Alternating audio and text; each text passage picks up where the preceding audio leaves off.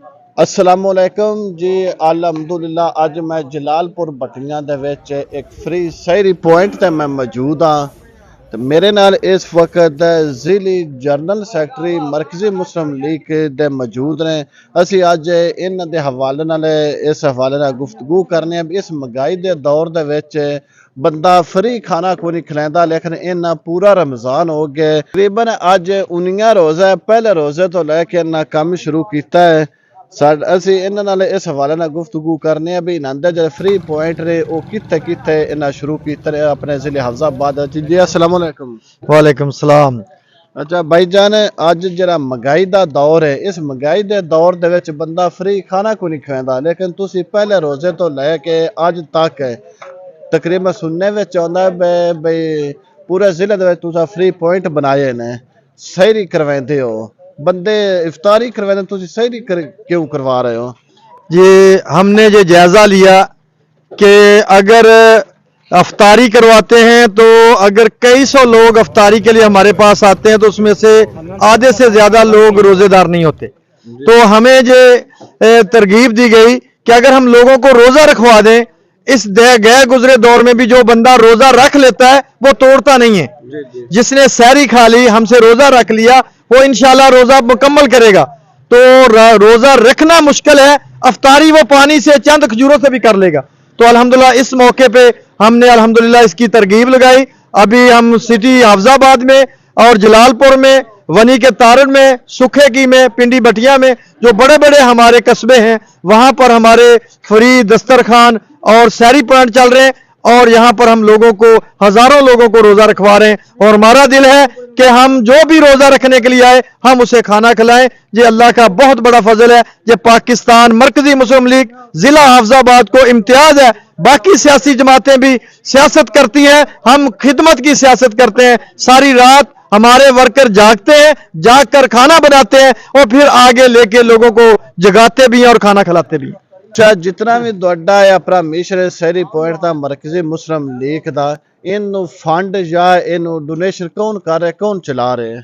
अलहमदुलिल्लाह तुसी देख लो रजाकार काम कर रहे ने। ये अपने घरां चों, अपने महल्लियां चों लोगों को तरगीब दिंदे ने कि भाई सुबह असी इतने बंदियां दा खाना बनाना है, अज असी इतना सालन, इतनी रोटी लगनी है। और वो लोग अपने साडे रजाकार अपने महल्लियां चों जमा करते हैं और ले आन के पका के उन्हें तकसीम करते हैं। ये जरा तुसी फ्री पॉइंट, फ्री सहरी पॉइंट शुरू किया है, ये तुसा इसका मिशन की लैके निकले हो? असी यदा मिशन ये लैके निकले हैं कि अगर पाकिस्तान मरकजी मुस्लिम लीग ये खिदमत कर सकती है तो असी दूसरी सियासी जमातों को भी ये दावत देने, आओ अगर तुसी सियासत करनी है तो खिदमत की सियासत करो। ये नबियां दा शेवा है। नबी सल्लल्लाहु अलैहि वसल्लम ने सानू ये तरगीब दी है कि जेड़ा बंदा लोगों की खिदमत करता अल्लाह रब्बुल आलमीन उन्होंने दुनिया और आखिरत कामयाब कर देंगे। आमीन। अच्छा, इतने जलालपुर अज असीं मौजूद है, इतने जलालपुर कितने लोग सहरी करते हैं और कितना को ਤੁਹਾਡਾ इतने खाना या नाश्ता जरा है वो लग जाता है?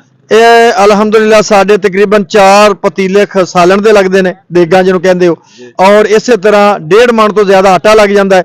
ये लोग जितनी देर तक साड़ियां अजाना नहीं होंदियां असी मुसलसल सहरी पकाते रहने और लोगों को खिलाते रहने। इत्थे खिलाते हो या इस आवाम नू घरां विच भी किहड़े ले जा सकते हो, लै जाते हैं? असी ऐलान करके आने, उठो रोजेदारो, रोजे का टाइम, सहरी का टाइम हो गया है, जिस बंदे नू सहरी की जरूरत है साडे पॉइंट ते आए, सहरी लै जाए, और जिहड़ा नहीं जा सकता खवातीन ने असी तुहाडे घरां च पहुंचावांगे।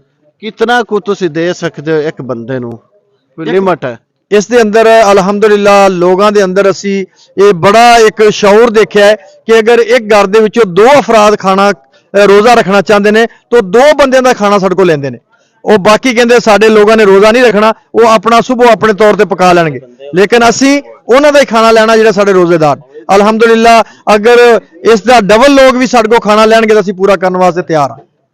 जी जनाब, तुसा मरकजी मुस्लिम लीग दे जनरल सैकटरी की तुसा गुफ्तगू सुनी है।